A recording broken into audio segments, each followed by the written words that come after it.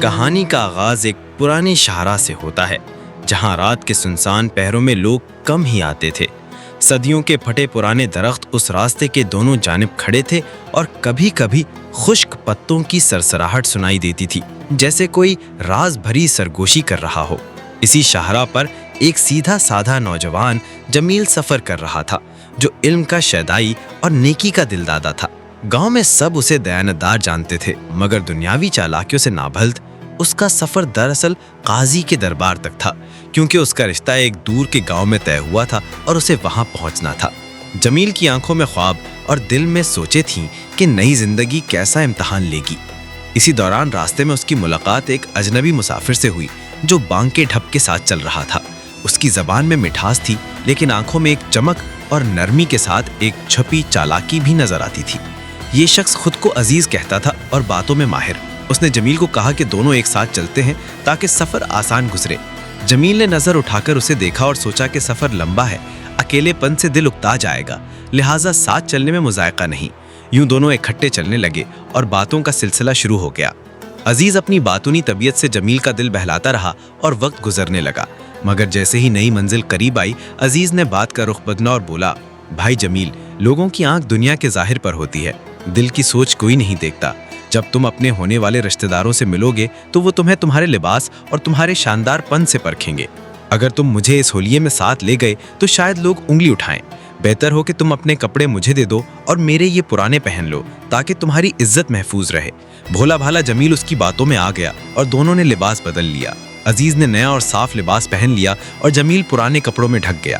جیسے ہی وہ گاؤں پہنچے، لوگ عزیز کو اصل داماد سمجھ کر گلے ملنے لگے، اس پر پھول نچھاور ہونے لگے اور جمیل کو کوئی دیکھنے والا نہ رہا۔ حتیٰ کہ سسرال کے دروازے پر سب نے عزت اور احترام کے ساتھ عزیز کو اندر لے لیا، جبکہ جمیل پیچھے ایک کونے میں دب سا گیا۔ گاؤں کے مکین، سسر، ساس اور بہنیں سب عزیز کو دلہن کا شوہر سمجھ کر اس کا استقبال کرنے لگے۔ اسے لذیذ کھانے پیش کیے گئے، کمرہ آراستہ کیا گیا اور خود دلہن نے حیا سے نظریں جھکا کر سلام کیا۔ جمیل یہ سب کچھ دیکھ رہا تھا، مگر زبان بند تھی، دل میں آگ جل رہی تھی، لیکن اس نے صبر کیا۔ وقت گزرتا گیا اور عزیز دن بھر عزت اور کھانے پینے کا مزہ لیتا رہا، یہاں تک کہ رسموں کے بعد جب دلہن ناشتہ لے کر آئی اور عزیز کے سامنے کانپتے ہاتھوں سے پیالہ رکھنے لگی تو جمیل برداشت نہ کر سکا۔ اس نے دل ہی دل میں کچھ کلمات پڑھے جو اسے اپنے بزرگوں سے ورثے میں ملے تھے، اور اچانک پیالہ دلہن اور عزیز دونوں کے ہاتھوں سے جڑ گیا۔ وہ چاہ کر بھی چھوڑ نہ سکے، شور مچ گیا، ساس بیچ میں آئی تو وہ بھی پھنس گئی، ہنگامہ بڑھا تو بزرگ نے ہاتھ ڈالا اور وہ بھی جڑ گیا۔ اب چار لوگ ایک پیالے کے ساتھ بندھے تھے، جیسے کوئی اندیکھے ریشے انہیں قید کیے ہوئے ہوں۔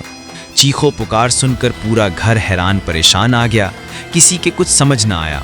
جمیل یہ سب دیکھ کر اوروں کی حیرانی سے لطف اندوز ہوا اور پھر آہستہ سے وہی الفاظ دہرا کر سب کو آزاد کر دیا۔ لمحہ بھر میں سب کے ہاتھ الگ ہو گئے اور لوگ حیران رہ گئے کہ یہ سب کیا ہوا۔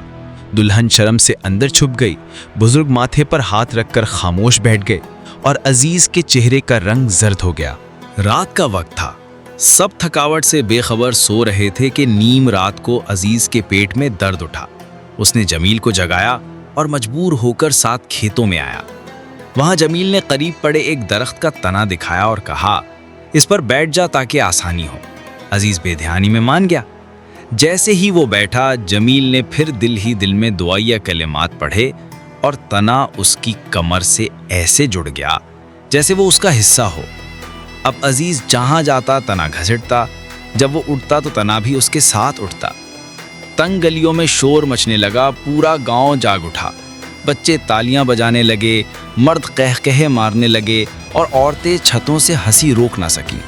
پورے گاؤں کے لیے یہ ایک ناقابل یقین تماشا تھا اور سب اس کا مذاق اڑا رہے تھے۔ آخرکار یہ جلوس جمیل کے سسرال کے دروازے پر آ پہنچا۔ اہل خانہ کا رنگ پھک ہو گیا۔ ان کے لیے یہ صدمے سے کم نہ تھا کہ جس شخص کو وہ داماد سمجھ رہے تھے وہ پورے گاؤں کی ہنسی کا سامان بن گیا۔ دلہن آنسوؤں کو ضبط نہ کر سکی اور اندر جا چھپی۔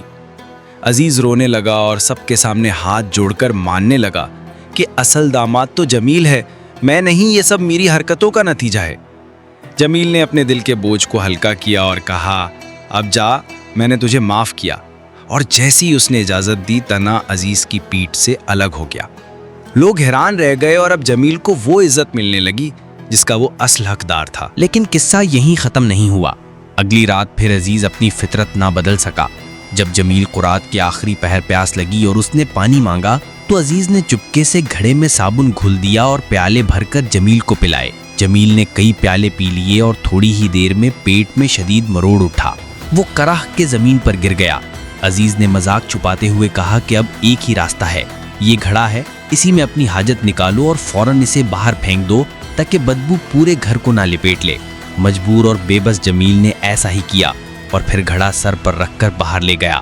ادھر عزیز نے گھر والوں کو جگایا اور بلند آواز میں کہا کہ دیکھو تمہارا داماد تمہاری بیٹی کو چھوڑ کر رات کی تاریکی میں بھاگ رہا ہے۔ سب ہڑبڑا کر باہر نکلے اور جمیل کے پیچھے دوڑ پڑے۔ ایک نے اس کا بازو پکڑا تو گھڑا زمین پر گر کر ٹوٹ گیا اور اس میں موجود نجاست چاروں طرف پھیل گئی۔ بدبو نے سب کو بے حال کر دیا۔ کپڑے اور پگڑیاں سب گندے ہو گئے اور لوگ چیخ اٹھے۔ یہ منظر پورے خاندان کے لیے ناقابل برداشت تھا۔ صبح ہوئی تو اہل خانہ نے فیصلہ کیا کہ اب مزید دیر نہ کی جائے۔ جمیل اور اس کی دلہن کو رخصت کر دیا گیا۔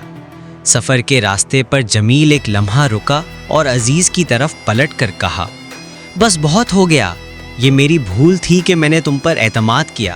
آئندہ نہ خود ایسی غلطی کروں گا نہ اپنی اولاد کو کرنے دوں گا۔ باتیں بنانے والے اکثر دل جلانے والے ہوتے ہیں۔